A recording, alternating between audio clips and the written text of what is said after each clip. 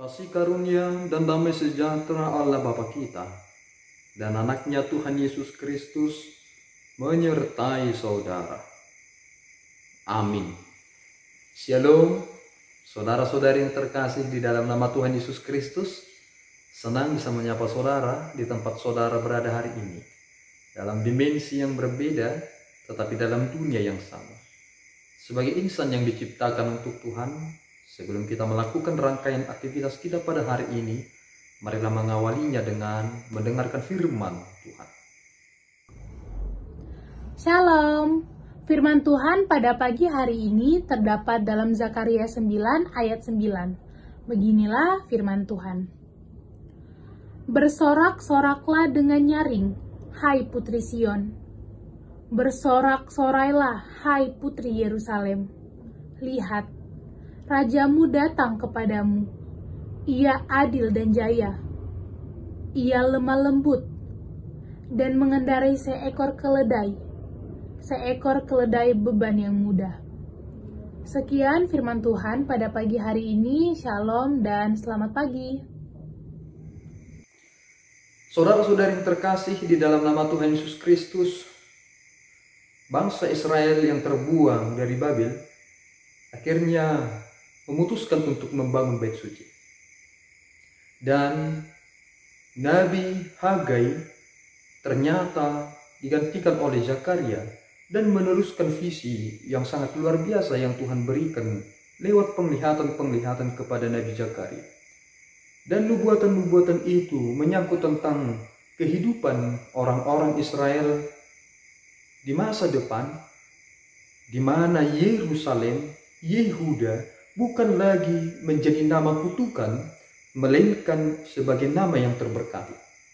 Itulah mengapa sorak-sorai dengan nyaring disuarakan kepada orang-orang Yehuda atau orang-orang Israel yang keluar dari pembuangan Babel.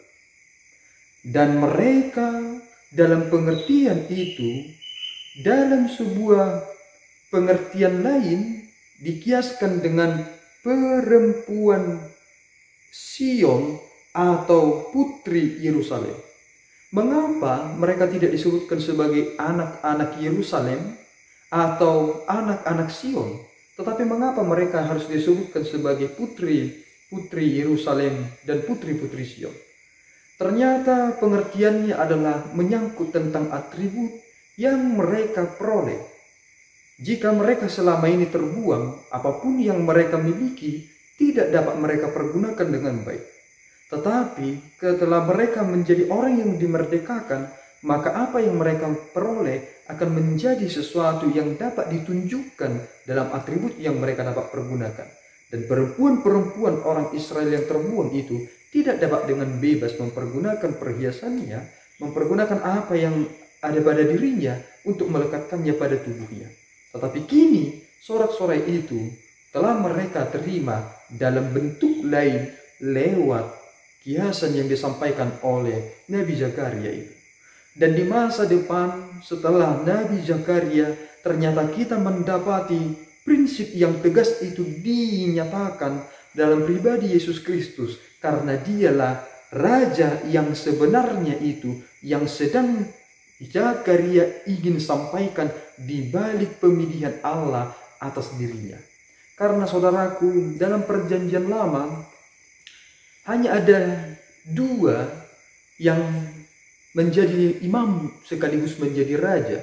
Salah satunya adalah Melkisedek dan yang kedua adalah Zakaria sendiri. Dia sekaligus nabi dan sekaligus imam. Dan atribut tentang seorang raja tidak diberikan kepada Zerubabel, malahan kepada Imam Yosua. Artinya apa?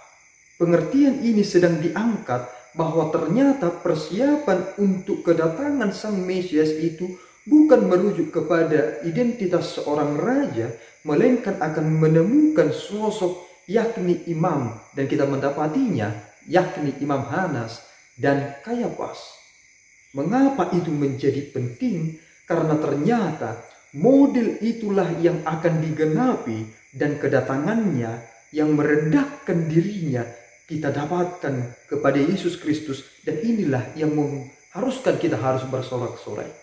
Yesus datang ke dunia tidak menunggangi seekor kuda, melainkan seekor keledai beban yang mudah. Seorang raja yang rendah hati, yang merakyat dan berbaur bersama dengan orang-orang dan mengangkat derajat mereka, itulah kita sekarang yang dimenangkan dalam pribadi Yesus Kristus. Oleh karena itu saudaraku, perjalanan kehidupan kita seharusnya menjadi refleksi yang terbaik, bahwa ketika kita mengingat masa lalu kita dan mendapati diri kita di masa sekarang, ternyata Tuhan sendirilah yang menguatkan kita dapat bertahan dan menjalani kehidupan hingga saat ini. Tetaplah bersorak-sorai, meskipun beban berat itu harus kita tanggung, kita pikul, dan kita harus hadapi di dunia ini. Karena Yesus Kristus yang akan kita nantikan dalam perayaan Natal, itulah sebenarnya sukacita terbesar dalam diri kita. Berbahagialah dan bersorak-sorailah dengan nyaring, hai putri Sion. Mari bersorak-sorai dan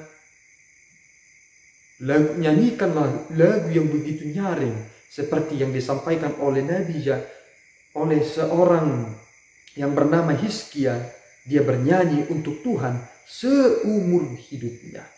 Jangan lupa bersyukur hari ini, karena hidup kita ditentukan oleh Tuhan di masa depan. Amin. Kita berdoa. Ya Allah Tuhan kami bersyukur atas berkat-Mu yang memelihara hidup kami. Tuhan, kami harus bersorak-sorai karena Engkau yang telah mengangkat kami, yang membebaskan kami dari segala belenggu dan mengizinkan kami untuk mempergunakan atribut yang diperkenankan dan layak kami pergunakan. Bapa, kiranya Engkau menuntun kami sehingga kami menjadi orang yang senantiasa bersyukur dalam segala hal. Ampunkan kekurangan kami, dalam Yesus kami berdoa dan mengucap syukur. Anugerah Tuhan kita Yesus Kristus, kasih setia Allah Bapa, dan persekutuan Roh Kudus menyertai saudara. Amin.